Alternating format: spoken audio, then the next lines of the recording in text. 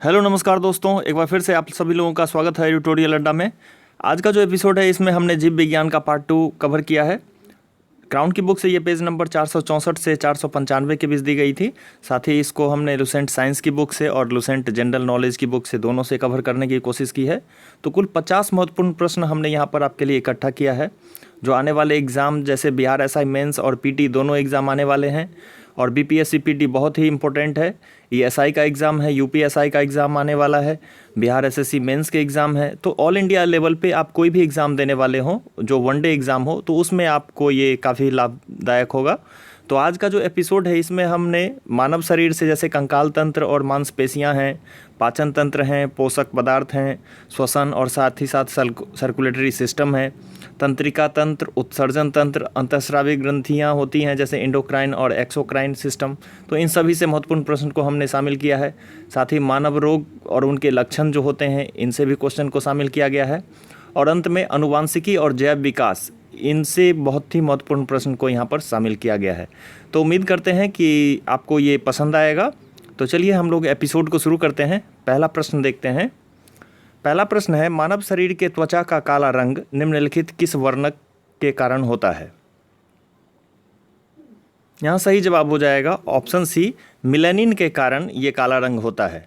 Melanin एक उपचर्म में स्थित मिलेनोसाइट नामक कोशिका में बनती है और इसके अधिक होने से त्वचा का रंग काला हो जाता है और इसके कम होने से त्वचा का रंग गोरा होता है। नेक्स्ट क्वेश्चन देखते हैं। दूसरा प्रश्न है, मानव शरीर की सबसे बड़ी हड्डी कौन सी है? उम्मीद है हर लोग इसका जवाब दे पाएंगे। सही जवाब है ऑप्शन ए, फीमर। जबकि सबसे छोटी हड्डी जो होती है वो स्टेपिस होती है। मैंडिबल के बारे में कहा जाए तो ये निचला जबड़ा जो होता है, इस हड्डी को कहते हैं जो सबसे मजबूत हड्डी मानी जाती है। वहीं अगर इसको ऑस्टियोब्लास्ट के बारे में बात करें तो ये अस्थि पाई जाती है एक तरह से कोशिकाओं में। अस्थि में जैसे कि हड्डियां होती हैं तो उसमें एक तरह की कोशिका होती है, वो पाई जाती है। चलिए तो नेक्स्ट क्वेश्चन देखते हैं। तीसरा प्रश्न है, मानव कंकाल तंत्र के निम्नलिखित भाग तथा उनमें पाई जाने वाली अस्थियों की संख्या को सही सुमेलित करें। सही जवाब हो जाएगा ऑप्शन बी, कपाल में 8 हड्डियां होती हैं, मुख में 14 हड्डियां, कान में 6 हड्डियां होती हैं, साथ ही साथ पसलियों में यानी 12 जोड़े यानी कि 24 हड्डियां होती हैं। चलिए नेक्स्ट क्वेश्चन। मानव शरीर में एक पतली और मजबूत डोरी जो पेशी को अस्थि से जोड़ता है क्या कहलाता है?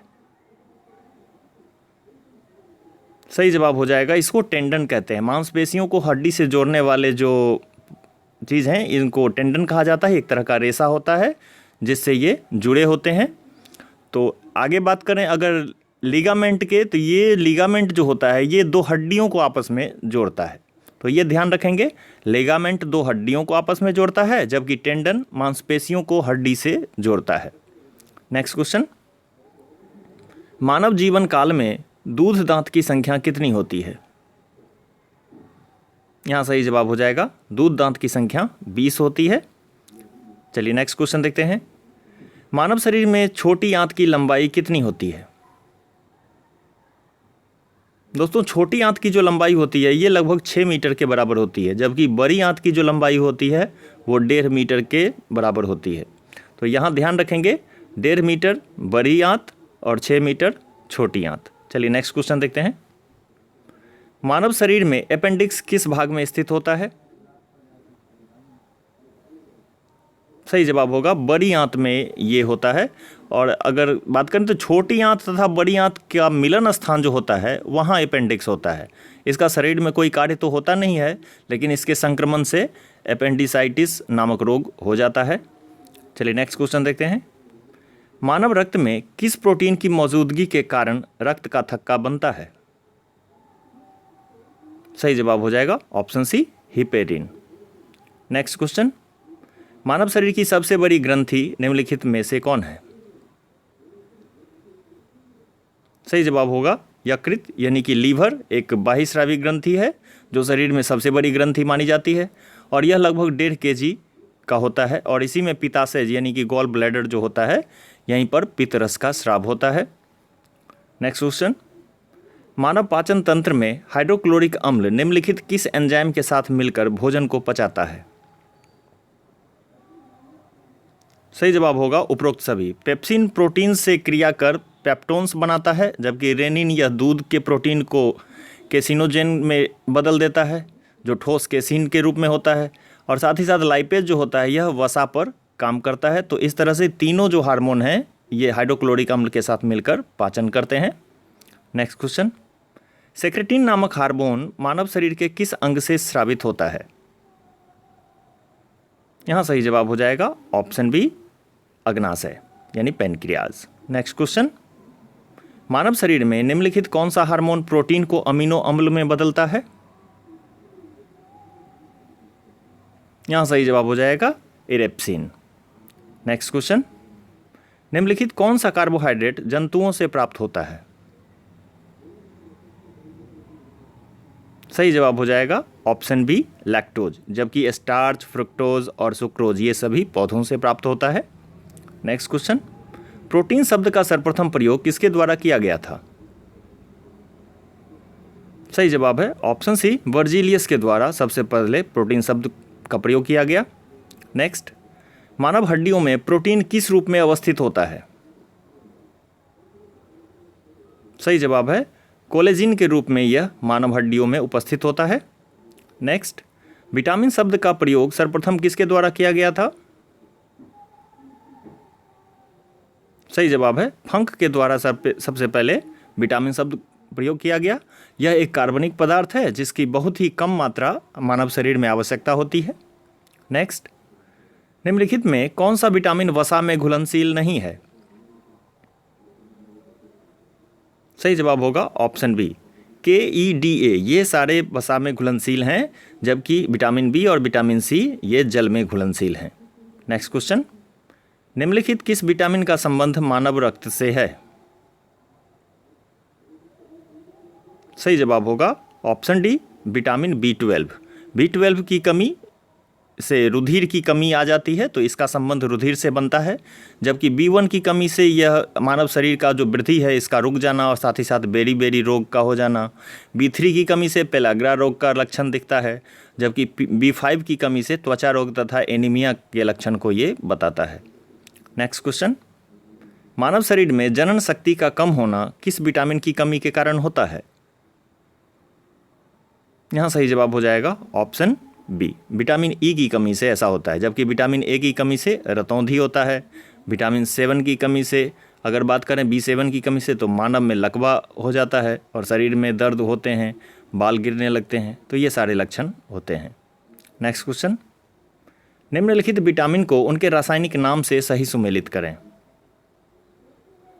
सही जवाब है ऑप्शन डी, यानी कि विटामिन B2 जो है ये राइबोफ्लेविन है, इसका रासायनिक नाम। विटामिन B6 की बात करें तो पायरिडॉक्सिन इसका नाम होगा रासायनिक नाम। विटामिन B11 की बात करें ये फॉलिक अम्ल होता है, जबकि विटामिन B12 को कहें तो ये रासायनिक नाम है राइनोकैबोलएमिन। चलिए नेक्स्ट क्वेश्चन देखते हैं। मानव शरीर में मांसपेशियों का फटना निम्नलिखित किस खनिज की कमी के कारण होता है? सही जवाब होगा सल्फर की कमी के कारण ऐसा होता है, जबकि आयोडीन की कमी से घेंघा रोग होता है, सोडियम की कमी से पेशियों में संकुचन आ जाता है और आयोडीन की कमी से अपापचयी क्रिया जो होती है वो प्रभावित होता है। नेक्स्ट क्वेश्चन, क्रेब चक्र को पूरा करने वाला एंजाइम कहाँ पाया जाता है? सही जवाब है माइटोकॉन्ड्रिया में यह पाया जाता है। इसका वर्णन सर्वप्रथम हेंस ए क्रेब्स ने 1937 ईस्वी में किया था और इसे साइट्रिक एसिड चक्र भी कहा जाता है। नेक्स्ट क्वेश्चन, मानव शरीर में ग्लूकोज के एक अणु के ऑक्सीकरण से कितनी ऊर्जा प्राप्त होती है? सही जवाब होगा ऑप्शन ए, 38 ATP की ऊर्जा प्राप्त होती है।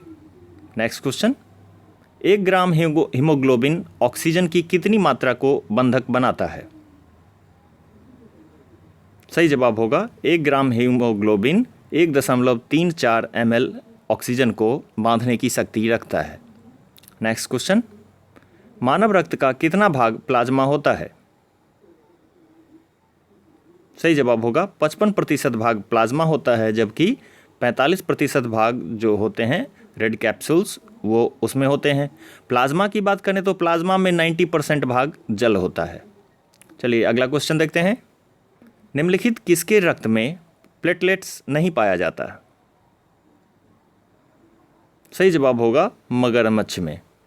स्तनधारियों में प्लेटलेट्स पाया जाता है जबकि अन्य में प्लेटलेट्स नहीं पाया जाता है। तो मगरमच्छ अंडे देते हैं। नेक्स्ट क्वेश्चन, मानव शरीर में आरबीसी और डब्ल्यूबीसी का अनुपात क्या है? सही जवाब होगा ऑप्शन बी 600:1, यानी 600 आरबीसी पर 1 डब्ल्यूबीसी होता है। नेक्स्ट क्वेश्चन, मानव रक्त का कब्रिस्तान किसे कहा जाता है? सही जवाब होगा ऑप्शन सी प्लीहा। प्लीहा में रक्त का मृत्यु हो जाती है जबकि अस्थि मज्जा में इसका जन्म होता है। नेक्स्ट क्वेश्चन, 1 यूनिट मानव रक्तदान निम्नलिखित किसके बराबर होता है? सही जवाब होगा 450 ml के बराबर होता है। नेक्स्ट क्वेश्चन, निम्नलिखित किस रक्त समूह में एंटीजन की अनुपस्थिति होती है?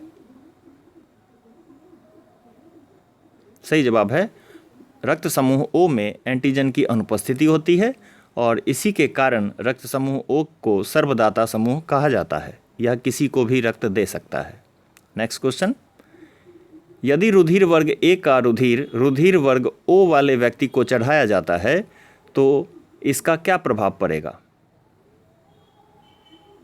सही जवाब है उपरोक्त सभी, यानी कि व्यक्ति के शरीर में रक्त का थक्का जम जाएगा, रक्त परिसंचरण सही से नहीं हो पाएगा और व्यक्ति की मौत भी हो सकती है। नेक्स्ट क्वेश्चन, निम्नलिखित किस वर्ग समूह का रक्त सर्वग्राही कहलाता है? सही जवाब है option C A B. A B में एंटीजन ए और बी दोनों मौजूद होते हैं, इसलिए इसे सर्वग्राही समूह कहलाता है। यानी ये ए वाले समूह से भी रक्त ले सकता है, बी वाले से भी ले सकता है और ओ तो पहले से ही सर्वदाता समूह है ही, तो इस तरह ओ, ए और बी ये तीनों से रक्त ले सकता है। नेक्स्ट क्वेश्चन, अगर माता का रक्त समूह ए तथा पिता का रक्त समूह ए बी हो तो उनके संतान में किस रक्त समूह की कोई संभावना नहीं होगी? सही जवाब होगा ओ की कोई संभावना नहीं होगी, जबकि ए, बी और ए बी ये तीनों रक्त समूह हो सकते हैं।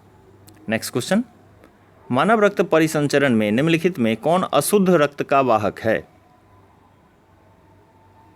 सही जवाब होगा ए और बी दोनों, यानी फुफ्फुस धमनियां यानी पुल्मोनरी आर्टरी और सिराएं यानी वेंस ये दोनों अशुद्ध रक्त का वाहक होती हैं, जबकि धमनियां यानी आर्टरीज तथा फुफ्फुस सिरा यानी पुल्मोनरी वेंस ये शुद्ध रक्त का वाहक होती हैं। नेक्स्ट क्वेश्चन, रक्त परिसंचरण तंत्र का जनक किसे माना जाता है? सही जवाब होगा option B William Harvey. Next question, मानव शरीर में डब्ल्यूबीसी का सामान्य से कम होना क्या कहलाता है? सही जवाब है ल्यूकोपीनिया, जबकि मानव शरीर में डब्ल्यूबीसी का सामान्य से अधिक होना ल्यूकेमिया कहलाता है, जो एक रक्त कैंसर है। नेक्स्ट क्वेश्चन, मानव मस्तिष्क का कौन सा भाग प्रतिवर्ती क्रिया यानी रिफ्लेक्स एक्शन का केंद्र है? सही जवाब है ये मेरुरज्जु यानी स्पाइनल कॉर्ड। नेक्स्ट क्वेश्चन, मानव मस्तिष्क का कौन सा भाग शरीर के ठंडा अथवा गर्म होने को बताता है?